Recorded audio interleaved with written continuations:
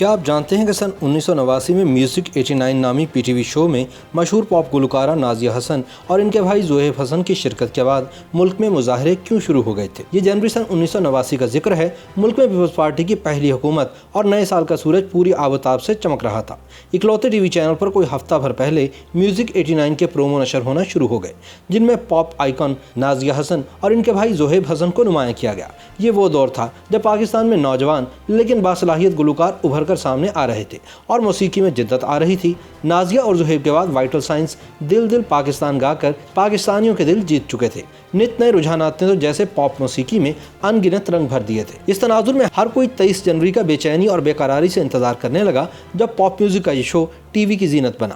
آپ اندازہ لگا سکتے ہیں کہ جس پروگرام کے پروڈیوسر کے طور پر شعیب منصور کا نام آ رہا ہو تو وہ کس قدر تخلیقی اور غیر معمولی ہوگا۔ انتظار کی گھڑیاں بڑھتی جا رہی تھیں اور خاص کر نازیہ اور زہیب کے پرستاروں کا تجسس تو اپنے پورے عروج پر تھا، اور آخرکار وہ دن بھی آ گیا جب میوزک 89 کی رونمائی ہو ہی گئی۔ یہ پاکستان کا پہلا پاپ سٹیج شو تھا۔ جنوری کی کلفی جماعتی سردی میں نوجوان گلوکاروں نے اپنے پھڑکتے ہوئے گانوں سے خوب لہو گرمایا۔ نازیہ حسن اور زہیب حسن اس سٹیج شو کے میزبان تھے، جنہوں نے یہاں اپنے سدا بہار گیت گنگنانے کے علاوہ کچھ نئے گانوں سے بھی محفل میں جیسے جان ڈال دی۔ نازیہ کے اس شو کی خاص بات یہ بھی تھی کہ اس میں پاپ گیت ہی نہیں بلکہ علاقائی رنگوں سے سجے گیتوں کی سوغات بھی ملے۔ انکل سرگم بیچ بیچ میں اپنی شگفتہ اور پرمزاح گفتگو سے مہمانوں کے چہرے کھلکھلاتے رہے۔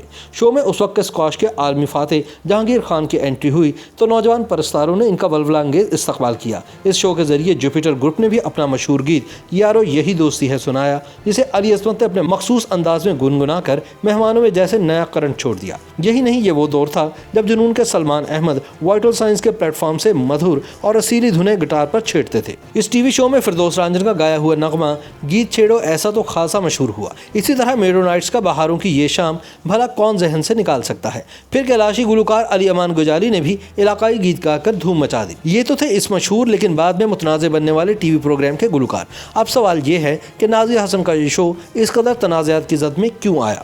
یہ کہانی خاصی دلچسپ ہے۔ محترمہ بینظیر بھٹو کی حکومت کے آتے ہی جہاں ہر شعبے میں تبدیلیاں آئیں، وہیں پی ٹی وی دوپٹے کی قید اور غیر ضروری بندشوں سے بھی آزاد ہوا، جس کے بعد ڈرامے کی ہیروئن سوتے وقت دوپٹہ لے کر نہیں سوتی تھی بلکہ جہاں ضرورت ہوتی وہیں اس کا استعمال کرتی۔ سرکاری ٹی وی کا چیئرمین اسلم اظہر کو بنایا گیا، وہی اسلم اظہر جو پی ٹی وی کے بانیان میں سے ایک تھے۔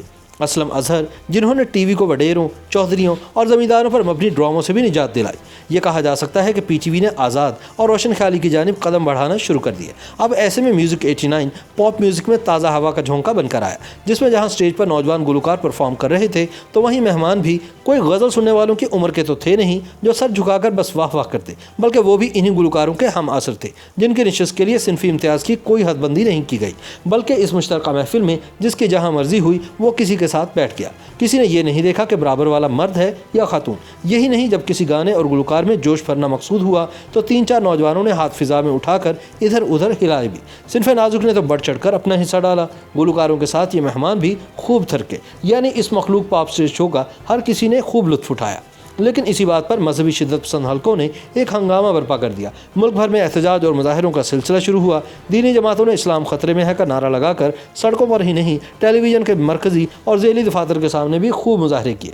الزام لگایا گیا کہ نازیہ حسن اور زہیب حسن نے اسلامی شاعر اور پاکستانی تہذیب کی دھجیاں اڑا دی ہیں۔ کچھ کو تو اس بات کا بھی غم تھا کہ بہن بھائی ہوتے ہوئے عشقیہ اور رومانی گانے بھلا کیوں گائے۔ نازیہ اور زہیب پر اعتراض کرنے والے یہ فراموش کر بیٹھے کہ یہی گانے وہ اس سے پہلے بھی گا چکے تھے جب کوئی طوفان برپا نہیں کیا گیا تھا۔ غصہ تو اس بات پر بھی ہوا کہ یہ دونوں ہی نہیں، دوسرے گلوکار کیوں جھومتے ناچتے رہے۔ نوجوان مہمانوں پر غیر شائستہ حرکات کا بھی الزام لگا دیا گیا۔ اعتراض کرنے والے مولوی حضرات نے تو اس مخلوط محفل کو بھی کسی صورت قبول نہیں کا پیغام دے دیا۔